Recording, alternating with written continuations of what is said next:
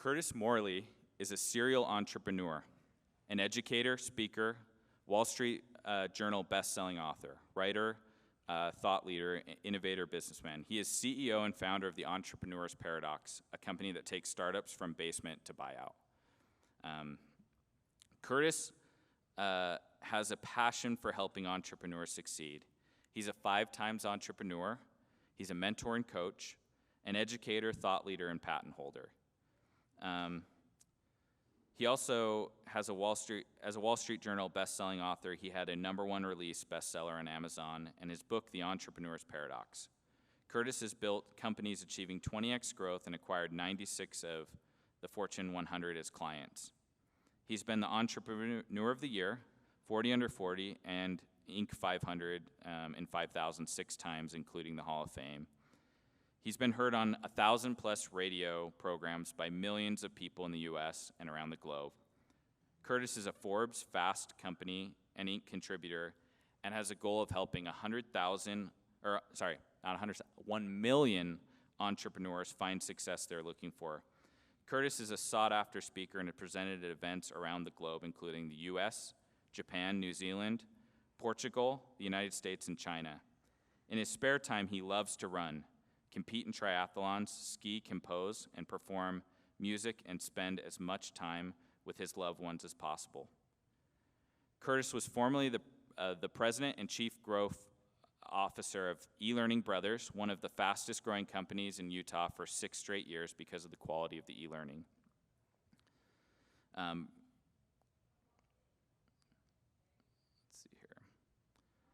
Because of the quality, eLearning Brothers offered 96 of the Fortune 100 company have accounts. Some have delighted customers include PwC, KPMG, Goldman Sachs, Amazon, EY, Walmart, NASA, Apple, Disney, Intel, eBay, Microsoft, Adobe, Coca-Cola, Procter & Gamble, State Farms, Tesla, and Mercedes-Benz. While co-leading eLearning Brothers, it was recognized as an International Company of the Year by Learning Technologies. The company is a global provider of e-learning templates, customizable courseware, and customized e-learning design and training for e-learning professionals. The eLearning Brothers custom development team has also received multiple awards, including a Brandon Hall HCM Excellence Award for the best use of games and simulation in learning. The company has been recognized by trainingindustry.com and many more publications. Curtis is a sought-after speaker and keynoted and presented at events around the globe, including Adobe Max, NAM, TIX, RPMDA, and then the GCCCE.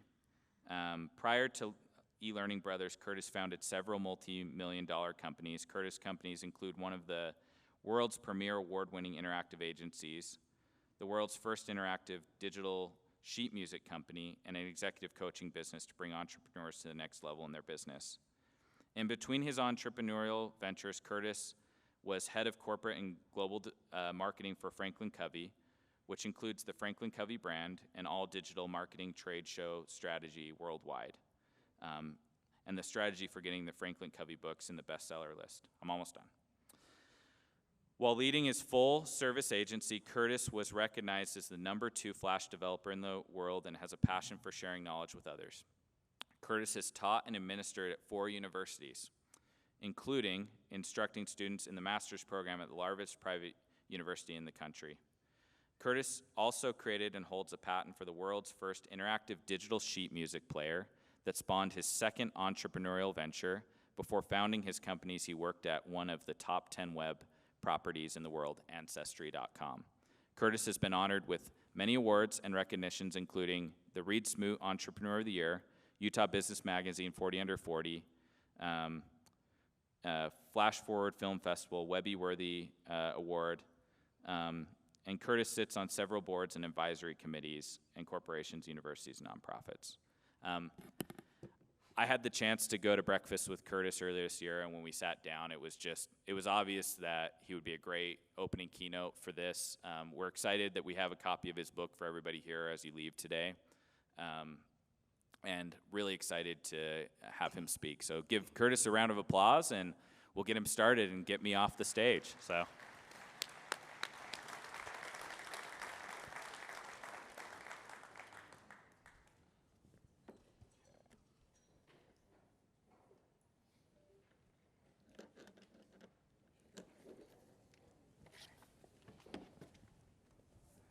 Thanks, John.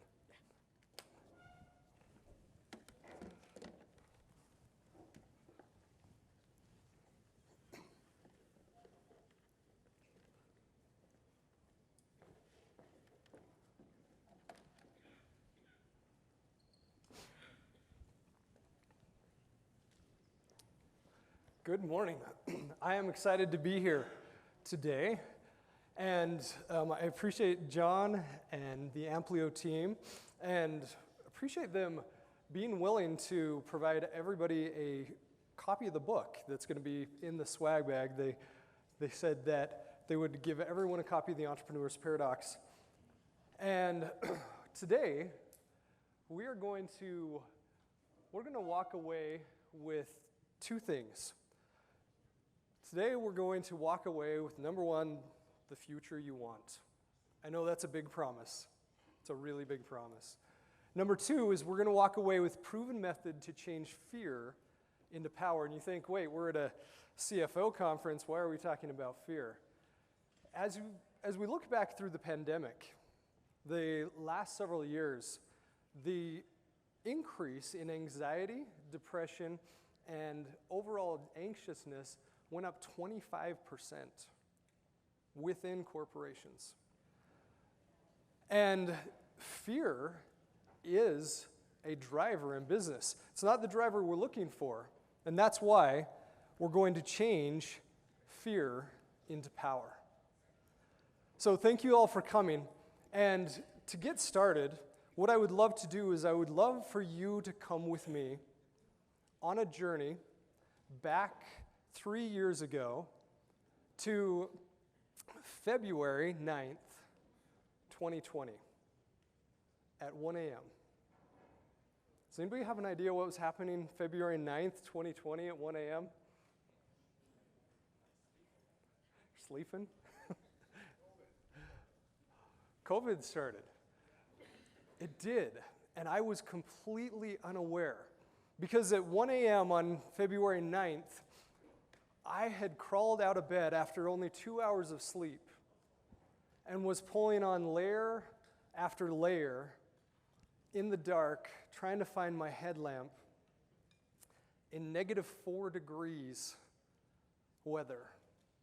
And as my bleary eyes and my cold fingers were struggling to put on these pieces of clothing, I walked outside of the hut I was in at 15,500 feet. To put that in perspective, there's nowhere in the continental United States that's 15,500 feet. The highest we have is about 14,000. On this day, February 9th, 2020 at 1 a.m., we started our expedition. Myself and 14 others, with our trekking poles and our extreme winter gear on, started up the mountain. And at 15,500 feet, just to put it in perspective, the air is so thin that we had to start at 1 a.m. because we had to get to the summit, which was 2.2 miles, and back down before it got dark the next day. For those mountain climbers and runners out there, that's about 4+ miles. We had to start at 1 a.m. in order to make it 2.5 miles, or 2.2 miles, and back down 2.2 miles before 6 p.m. the next day. And what that looked like was this. What that looked like was us holding our trekking poles in each hand and taking a step and planting our pole and breathing. And planting our pole and taking a step and breathing. And planting our pole and taking a step and breathing. After 5.5 hours, we'd made it 1 mile. We'd made it 1 mile, and we made it to a place I call the ice cave. This is the only picture that my frozen hands could take as I was shaking, trying to get a picture of the ice cave. That's what I titled it. I don't think that was the official name. And Abdul, the owner of our expedition company, had Simon as the lead on this particular leg from base camp to the summit. And keep in mind, it was -4 degrees. The cave wasn't really a cave, it was more of a dent. And the 14 of us, as we approached this, Simon says, we'll take 5 minutes. 5 minutes, but do not sit down, because if you sit down, you do not get up. Instantly, half of our group sat down. In sheer exhaustion. And I heard these words. After 3 days of trekking, the world's tallest freestanding mountain, after flying 8,000 miles, after putting all of the time and money and effort, I heard these words as people collapsed to the ground. I heard, why did I think I could do this? I heard, I'm not a mountain climber. I heard, what am I thinking? What was I thinking coming all the way to Africa to climb this mountain? I heard, why didn't I train harder? And I heard 1 mile from the summit, I heard the words, I'm going back. 1 mile from the summit. And as the rest of us who didn't sit down were lifting spirits and literally lifting bodies, saying, no, we're going to the summit. We're going to make it to the summit. We kept trekking. Step, plant, breathe. Step, plant, breathe. And Simon, our guide, he kept saying the words, pole, pole, pole, pole, which meant slowly, slowly, to the top. Pole, pole, to the top. Pole, pole. And we took one step after another and after another. And at base camp at 15,000 feet, it was -4 degrees. We'd been trekking for 5.5 hours. And there's a phenomenon that the coldest and darkest time on the planet Earth is right before the sun rises. The coldest and the darkest is before you see the light. And as we were trekking, and I'm thinking, I've done an Ironman in Hawaii, I've qualified for Boston, and there is nothing I've ever done physically that compares to what I'm doing right now. And the thoughts started going through my head. Can I make it? Can I make it to the top? And I heard Simon's words, pole, pole, slowly, slowly, to the top. And I looked behind me, and we were so high at this point.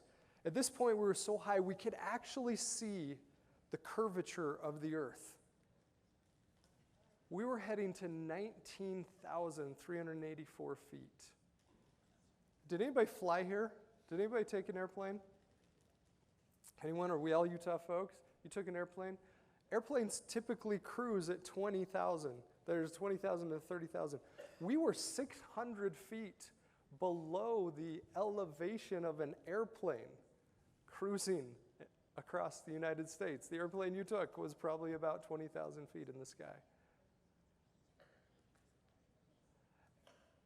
And we could see the curvature of the earth, and it started as just a slit. Just a slit. There was no color. And I looked back, and all of a sudden, we saw the sun. after the coldest, darkest night I've experienced, there was light. And it filled us. It filled us completely. It filled us with energy. It filled us with hope. And we said, we can make it. We can make it to the top.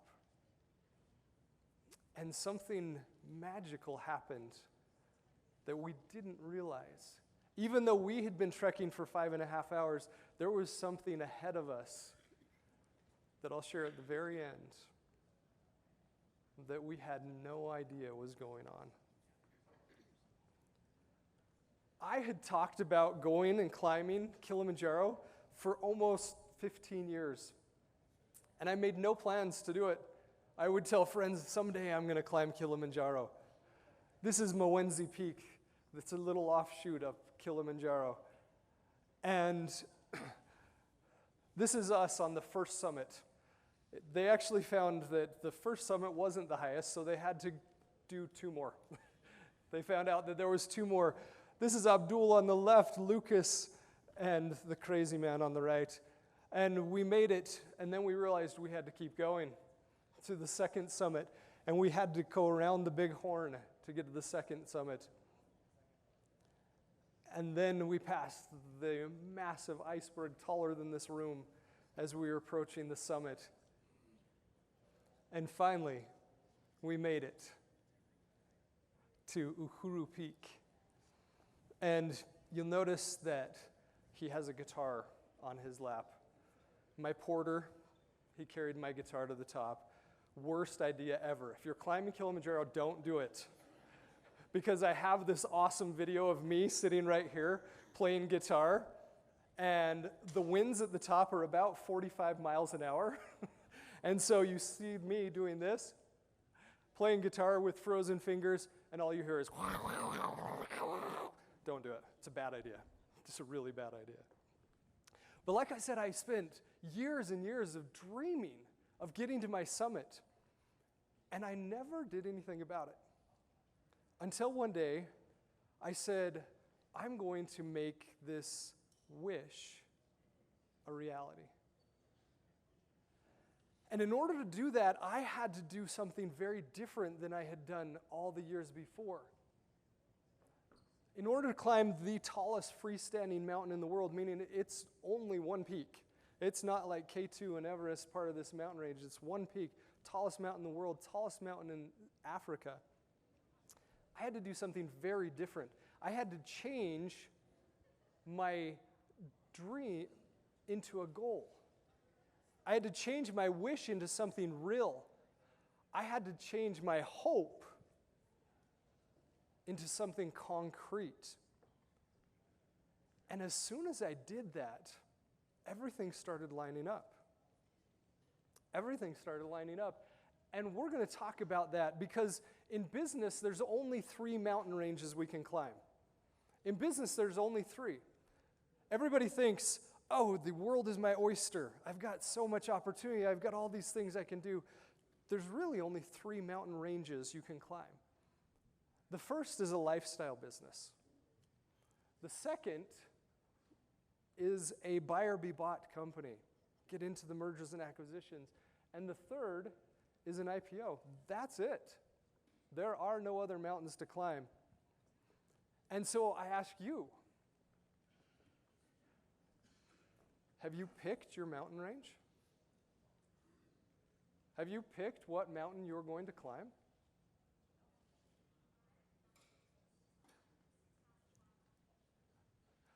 If you don't know where you're going, any road will do.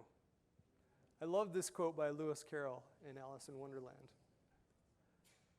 Millions and millions and millions of people live at the base of Kilimanjaro. It spans a couple different countries, including Tanzania. And they just wander around the foothills. Ask yourself, are you wandering around the foothills? Or have you said, this is the mountain I'm going to climb? If you've said, this is my mountain and this is where I'm going, there's specific things you need to do to get there. And this was the China Marathon. It was in Beijing. This is what happens when you don't know where you're going. Pay close attention to the leader and the guy in yellow. Here they come, rounding the bend. They're at neck-breaking speeds. And wait a minute, guys, over here. Oh, shoot. Yep, that just happened. Let's watch it one more time. Here we go. They're coming. They're looking for the finish line. Here we go. They're heading fast. They're increasing their pace. And, oops. Guys. You notice the little guy on the left? And, oh, they missed it. In order to climb your mountain, in order to find your finish line, there's 4 elements you need to know. There's 4 elements you need to know of where you're going. And those elements are what I call the success formula. The success formula includes these elements: how much, by when, for what, and why. And this is an exercise I take all of my entrepreneurs, all of my companies that I work with, I take them through this exercise. And I wish we had time to really get into it in a 45-minute presentation. But we don't. And because we don't, I'm just going to describe it briefly so you can understand the significance of how much, by when, for what, and why. As well, I'm going to offer this QR code. Pull out your phones, scan the QR code, download this, take it back to your executive team. Take this back to your executive team because the success formula, it works. I've seen this in my companies. I've seen this in the companies I mentor. I've seen this so many times, and it works. The success formula has these 4 elements: how much, by when, for what, and why. And I know you're all rapidly entering your name and email. Keep going, enter those. But let's dive into those 4 elements. How much, by when, for what, and why. How much is a very specific financial number. And I know this is the CFO Growth Summit, so I know we're all very familiar with numbers. But it's a very specific financial number, either revenue, profit, a multiple on earnings for a valuation. That is the how much. The by when is a very specific date. The by when is not 10 years from now. It's not sometime in the future. It's not three years after we got started. It's an actual date on the calendar. It's an actual date. To get specific, it would be, for example, October 10th, 2030. That's my by when. The for what is how much, the how much is the number. My company, I want my company to reach 50 million in revenue, 100 million in revenue by this date. And here's where the magic happens. When you actually put that date on the calendar, when you go through this exercise and put that date on the calendar, a couple magic things happen. The for what is what event is going to happen when you reach that 50 million, when you reach that 100 million. What event is going to happen when you hit that financial goal? And the and why is, what is your motivation? What gets you up in the morning? Why do you want to have a $100 million company? When you do the success formula, 2 things happen. 2 very magical things happen. The first is that the universe conspires to be on your side. I've seen this over and over and over again. Who's familiar with the principles of manifesting? Who's familiar with creating your own future? If you're not, I highly suggest you look up the idea of manifesting, and there's science behind this. This is Kylie Chen. Kylie Chen is one of the entrepreneurs that I was working with. She had a global expedition company called Ecanella Expeditions.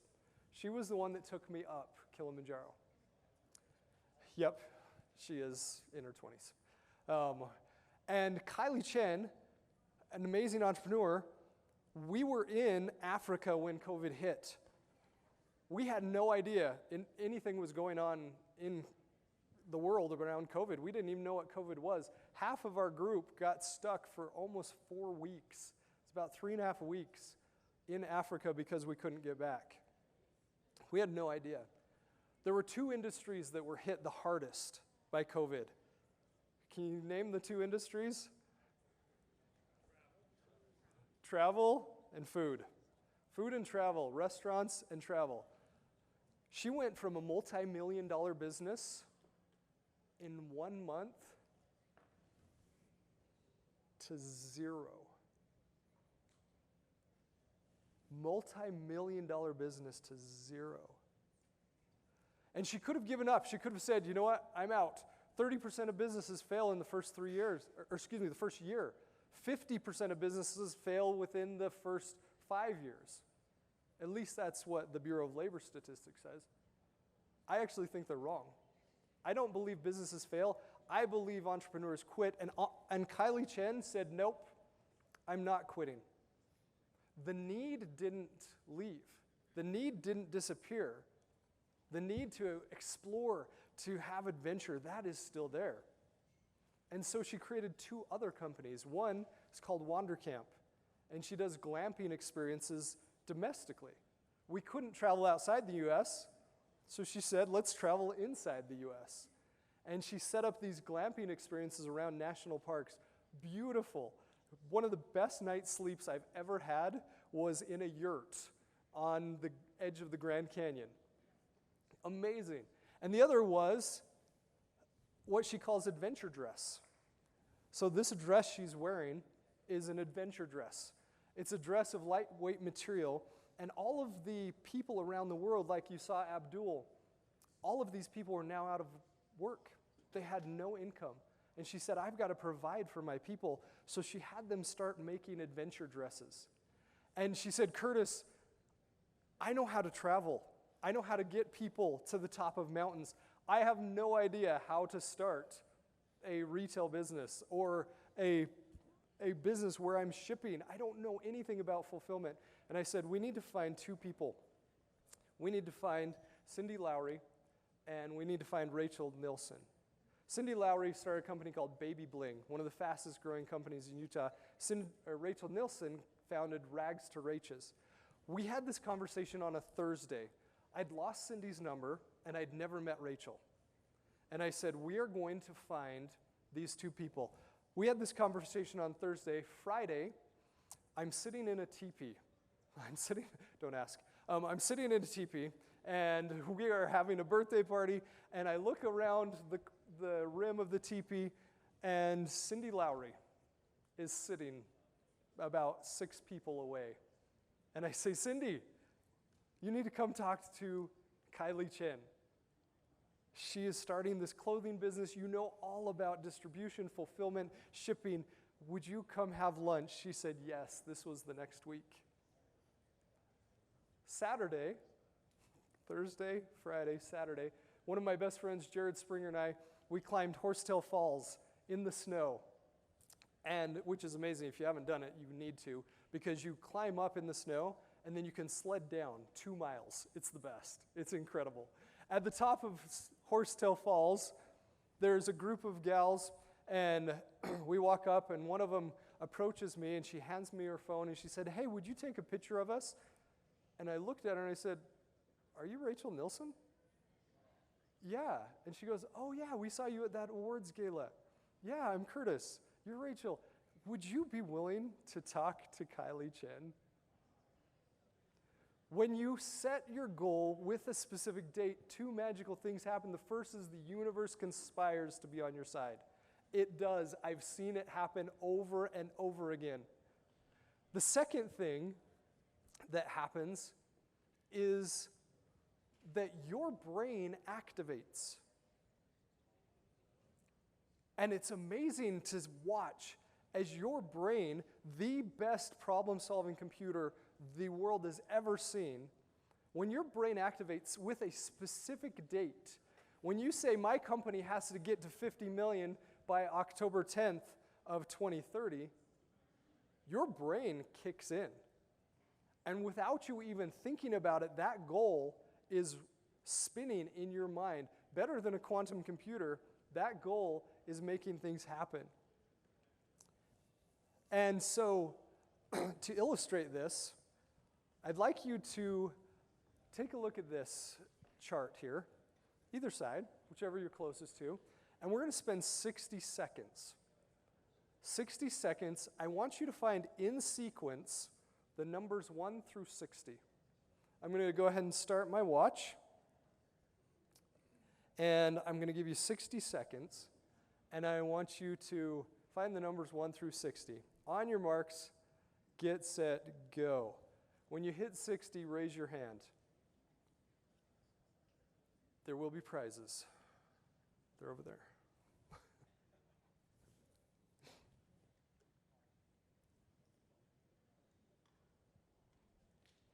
And no pressure, but we're about a quarter of the way through. So, no pressure. Go ahead and find those numbers 1 through 60 in sequence. Go ahead and make it happen. We're halfway there. I'm sure you're past 30 by now. Raise your hand when you're done. Go ahead. Almost there. Yep. 15 seconds left. All right. We're so close. And 10, 9, 8, 7, 6, 5, 4, 3, 2, 1. Stop. Oh, wait. Wait, nobody raised their hand. Wait. Whoa, we had somebody raise. Holy cow. I've done this, I don't know how many times. You're the second person ever to actually make it to 60. Congratulations. Let's give her a hand. Are you a CFO? You must be. That you're really good with numbers.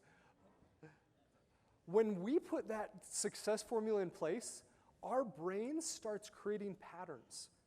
Our brains start recognizing what we need to do to get to October 10th, 2030. It starts lining things up, and chapter 3 of the book, when you get the book, chapter 3 talks about how to reverse engineer the goal so that you can make it to that date. We're going to do this exercise one more time, and this time, just like what's happening with your brain when you create the success formula, this time we're going to do it a little bit differently. So we're going to still do numbers 1 through 60 in sequence, but this time we're going to do it with a pattern. The same type of pattern your brain creates when you commit to the success formula. So, one more time. Here we go. Raise your hands high when you get the number 60. And go.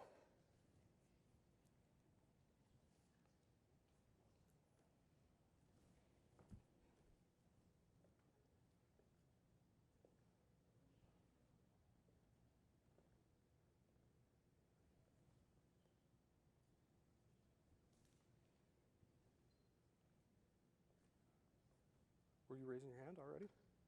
Oh, we already got one. We got 2. We got 3. 4, 5, 6, 7, 8, 9. We didn't even hit 30 seconds. 15 seconds. Raise your hand when you hit 60.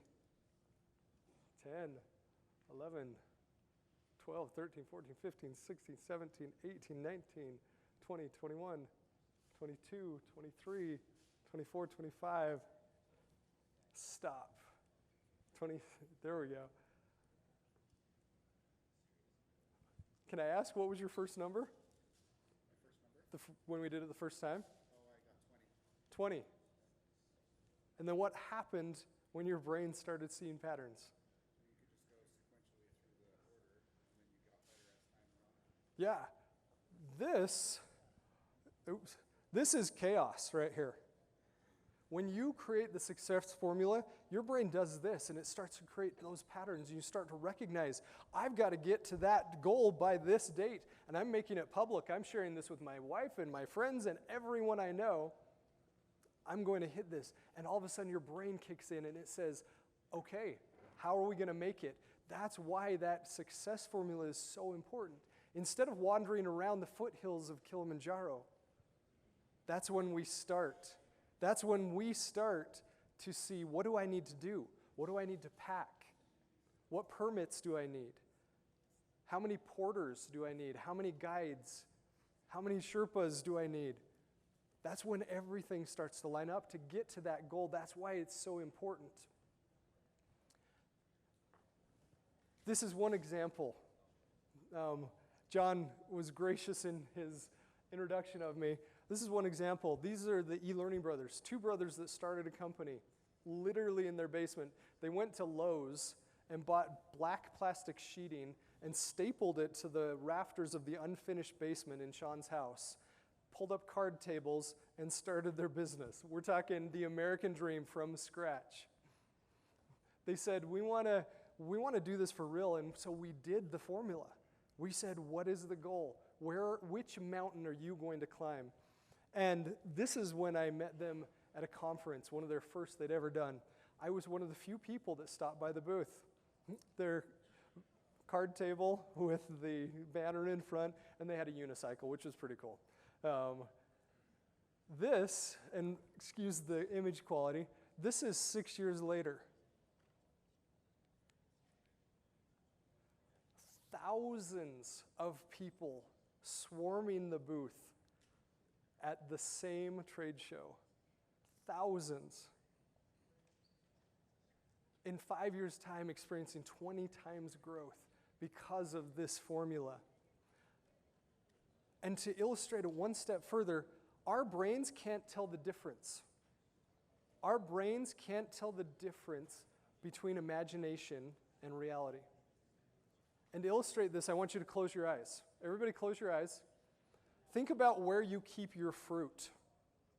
Is it on the counter? Is it in a little basket? Where do you keep your fruit? I want you to walk over to that location. I want you to see in that basket or in that place where you keep your fruit, I want you to see a vibrant yellow lemon. I want you to reach over and I want you to grab it.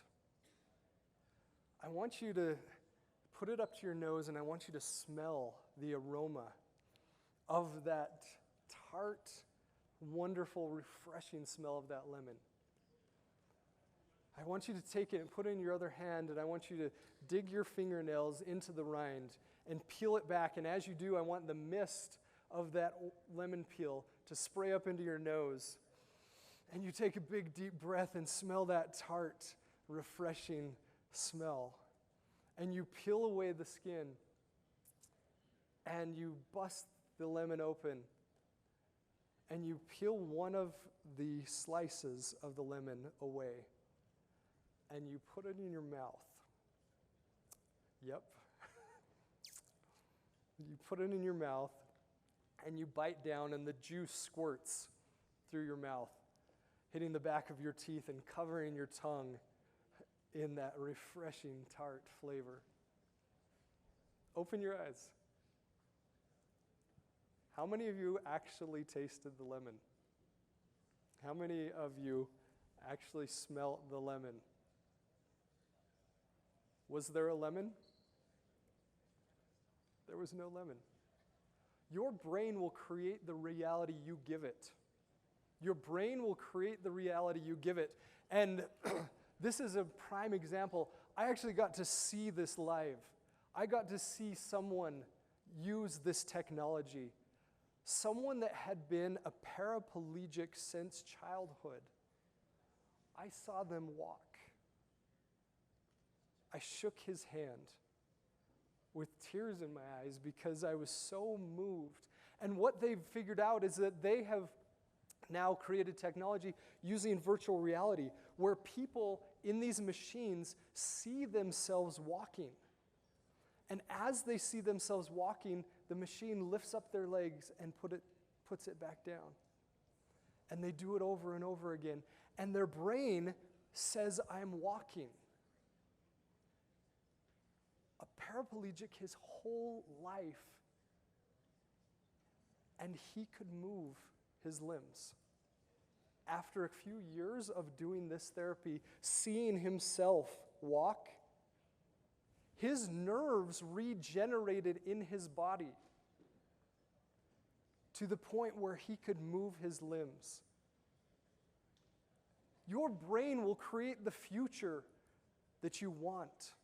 Or, if you're in a mode of fear, it will create a future you don't want. With my first business, one of my friends and competitors, he said, hey, Curtis, you know why everyone around us is out of business and we're still thriving? It's because we're too dumb to know when to quit. And that was true, is I saw a future. I saw a future and I was going to get there. I was going to make it to the top of that mountain. So what stops you? What prevents you from getting to the top of the mountain? This is the interactive portion. Give me the feedback. What stops you from climbing the mountain? Doubt? Wonderful. Yes. Doubt. Fear. Fear. Yes. Fear stops us from climbing the mountain. And this is my favorite acronym for fear. Fear is false evidence appearing real. False evidence that appears like it's real. When I saw that man walking that had been a paraplegic his whole life, all of the evidence, all of it said you would never be able to move your legs again, and he could on his own power. It's false evidence appearing real.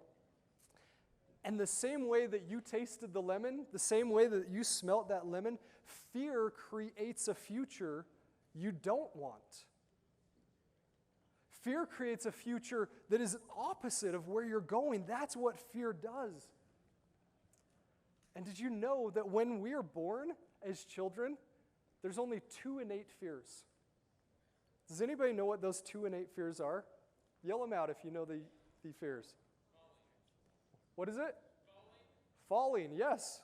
Falling is one. Snakes. Spiders. Public speaking. Anybody want to come up? Yeah.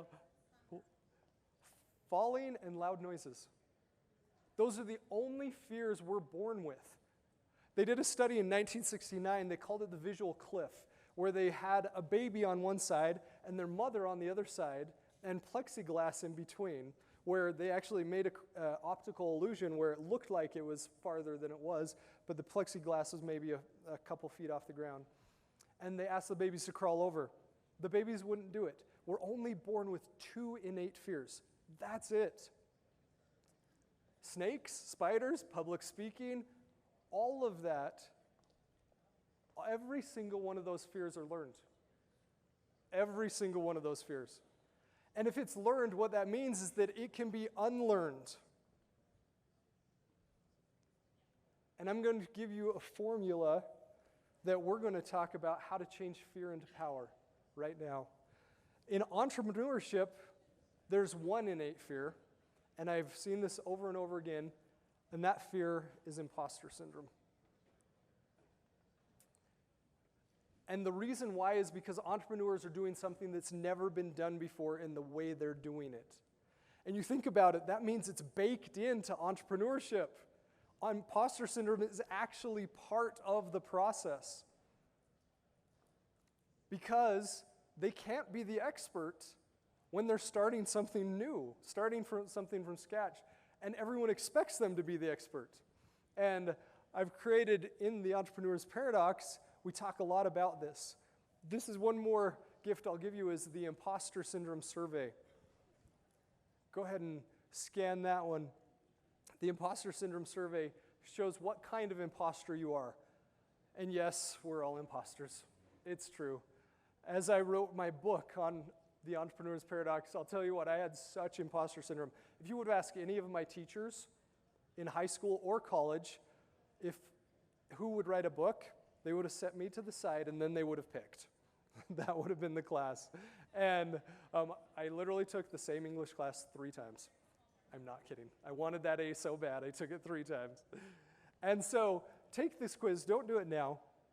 Take this quiz to find out what type of imposter syndrome do you have. Are you the expert, the soloist, the genius, the superhero, the perfectionist, fortune teller, or you might be the meta imposter, which actually goes through several different imposter syndrome types. And one thing I want to say right now is it's okay. It's okay. It's built into the process.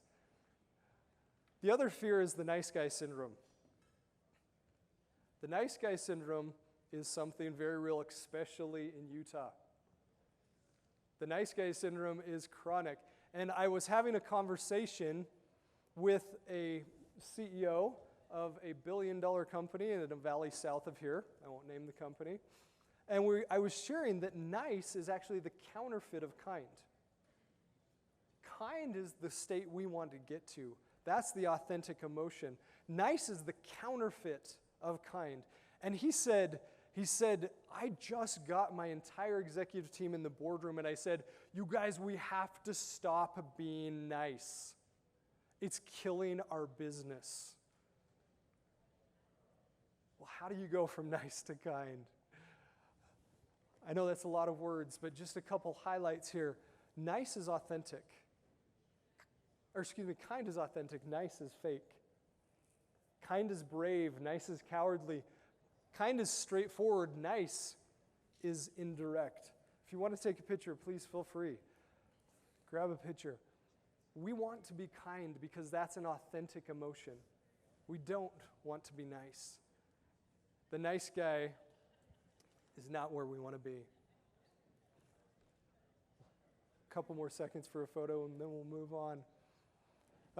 This is the nice guy personality test. If you want to find out what kind of nice you are, go ahead, scan the code, find out your nice type. And not only is there a nice type personality, but there's also the codependence test. Who are we nice to? Are you nice to the bully, the emotional vampire, the victim, the expert? Who are you nice to? Now we get into the meat. The final piece of the presentation, how do you transform fear into power? And there's one letter. There's one letter that can change fear instantly into power. And that letter is F. I want you to pay attention physically in your body to how you feel when I say these statements. Okay? Sit back, get in a comfortable position. How do you feel when I say these statements? What if we can't make payroll? Oof. What if we go out of business? What if people find out I really am an imposter? What if I don't meet the requirements of my job? What if families go hungry because we can't give them a paycheck? Do you feel that? Do you feel that in your body? I feel it right here. I feel a constriction. I feel like my breathing gets shallow and I'm not able to breathe as well. Well, let's take the F and let's throw the F away because we want to replace it with an S. To what is. What is brings us to the present. In that same way, pay attention to now how you feel when I say these statements. What is our goal? Did you feel that expansion? What is in my power? Again, did you feel that expansion? What is something I can do today? What is my next step?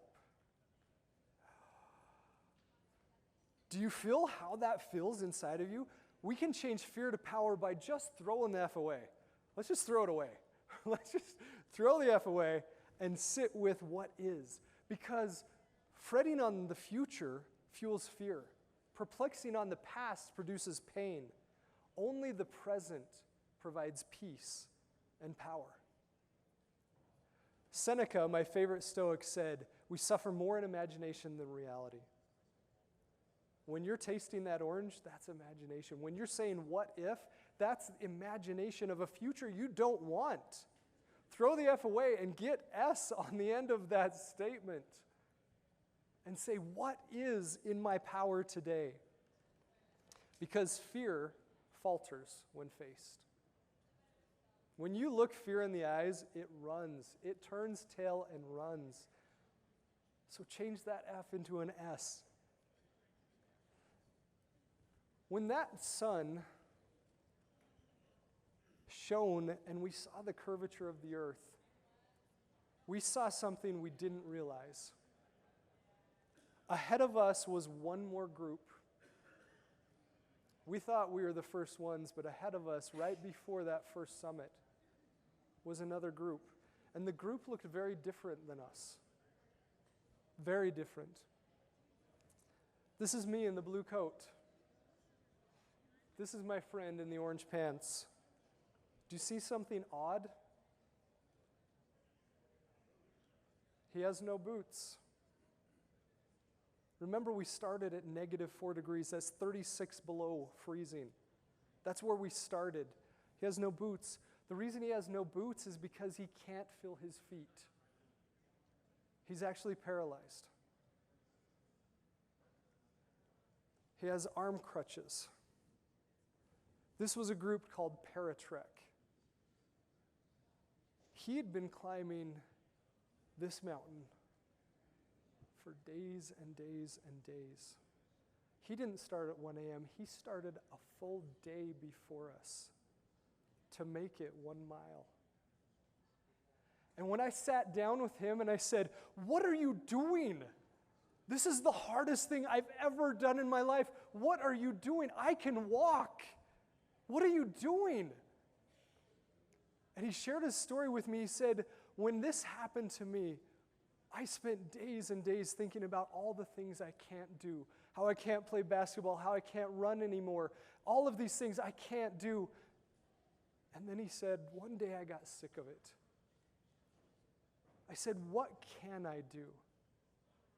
I can't run, but guess what? With the aid of crutches, I can pull my legs through and step up, and I can do that again and again. I can't make it up in the same time you can make it, but I can make it up." And you see his arm around me. He took it off and he said, "There's a lot I can't do," and he pointed to the summit. And he said, "But this I can. This I can do." Thank you so much. Pick your summit. Climb. Find your formula for success and obliterate fear. Thank you.